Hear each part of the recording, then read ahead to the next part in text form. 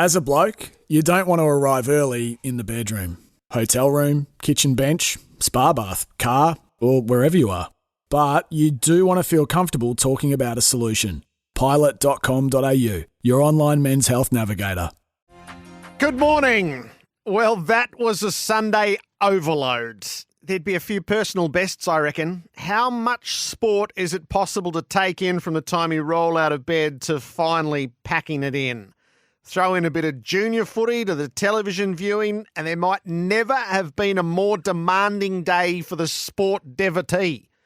Are you feeling that this Monday morning? 0433 98 11 16. We'll weave your calls in. We'll need 6 hours to bring ourselves up to speed on what's happened, let alone what comes next. David King in a moment to sift through Salvaged Sunday, which provoked a wreck for the Queensland teams and provided two pulsating games that couldn't have been more different from their staging and their nature. The Swans are giving themselves every chance to rattle into the top four. They saw off Essendon, and Fremantle are the current custodians of 8th after wearing down Richmond. But possession's about 1/10 of the law, the way that 8th place has been changing hands week on week. Dual Olympic gold medalist Ariane Titmus after the 10 o'clock news, and Robert Craddock. Have we ever needed his wisdom quite so much to make sense of it all? These Tokyo Olympics have us in thrall. The extremes of the games gripping us hour by hour. Our athletes, I think, redefining what it is to represent Australia on the greatest stage of international sport. Humility blended with excellence, perspective mixed with burning desire. Captivating moments happening so rapidly, there's a risk that we won't take them all in. Rowan Browning took us there last night to the blocks of the 100 metres semi-finals. Australia craves involvement in the big moments, and this is the biggest of all.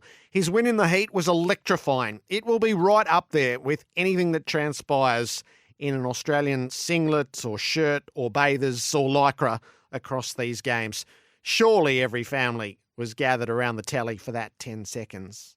The discus had taken us on a wild ride with Matthew Denny, and Brandon Stark made us giddy with the heights that he was attempting. The delayed start in the hurdles, well, that drove you to the edge of madness, and Liz Clay to the cusp of the final.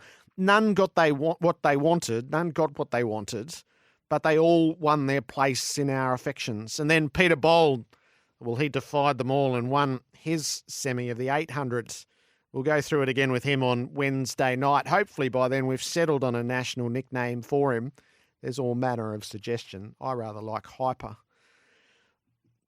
Kate Campbell took us there yesterday. The heart of a champion, anchoring the medley relay team to gold, coming from behind in what might prove her farewell Olympic swim.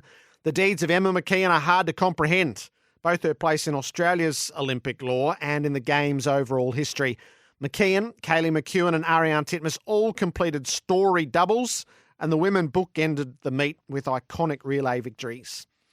For Australia, the first week of the Games is defined by swimming, and Australia's medal haul is inextricably linked to what happens in the pool. In London and Rio, swimming failed.